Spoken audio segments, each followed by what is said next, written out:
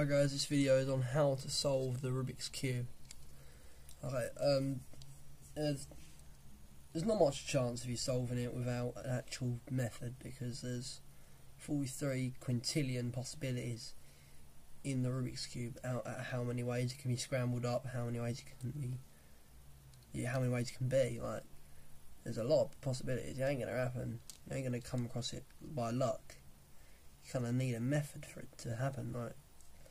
I'm going to teach you how to do it, basically. So if you want to go ahead and just scramble your Rubik's Cube up. Alright, let's mess that up. Okay. That's messed up, right? Now what you're going to want to do is you're going to want to get a cross of any colour. By cross, I mean this. Okay, I'll teach you how to do this in a second. I'll just show you what I mean by the cross. Now this is what I mean by a cross. But when you do the cross, you want, like, when you do the first side, you're not going to just do the first side. You're going to do the first layer. So you're going to do this, all of this bit, not just this, like, not just the colour. So when you do it, you need the colour on the side of this piece, or any piece on the cross, to line up with its centrepiece. Okay? Right. Now the reason you need to do this is so that you get this bit on the right side as well as this bit. You see what I mean?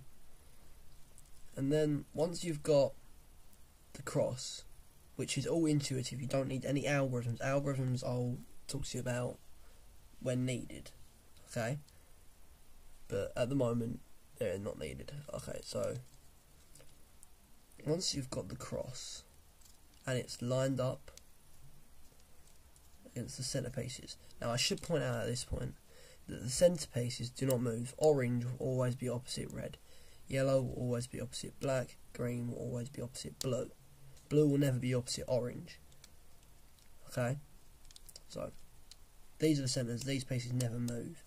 I suppose you can move it like that, but technically it's still opposite red, so it technically hasn't moved. Okay. When you're solving this, I find it easier to solve with this cross on the bottom, but you might find it a bit easier to see what you're doing by holding the cross on the top. Okay. Now that you've got the cross, we're going to look for the corner pieces. Now the corner pieces are these pieces, okay? Pretty self-explanatory. Corner pieces are the pieces on the corner. What you're going to want to do is you're going to put it in here, like this, okay? So now that piece is now in there, but also it lines up with these pieces. Orange, orange, black, black, green, green. Now I'll show you how to do that again very quickly. Okay, ready? So you're going to move that. So you're going to move the bottom layer. You're going to move the bottom. Wait, sorry. Okay, put the cross on the bottom. Makes it easier, I find anyway. So you're going to move the top layer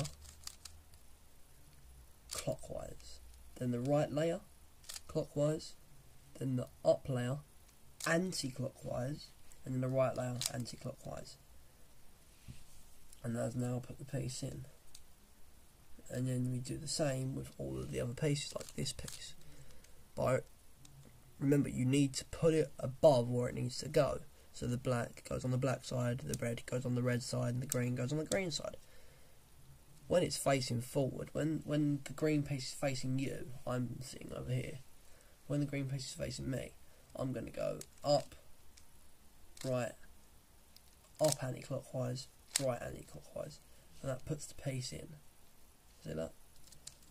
But when the piece is, for example, facing to the right, it's facing this way, we're going to want to do this algorithm. Well, not an algorithm really, it's just a set of moves to get the piece in the right place. You're going to want to go right clockwise, up clockwise, right anti-clockwise, and let's put the piece in. Okay, next piece. Now this piece is in the right place, but it isn't turned round. It's in the right place. So you're going to need to bring this out. And to bring it out, you're going to go right clockwise, up clockwise, right anti-clockwise. There. It's now up here. So I'm going to put it above where it needs to go. And then I'm going to, because it's facing this way, I'm going to do right clockwise, up clockwise, and right inverted clockwise. And now, not just the side is done, but the entire first layer is done.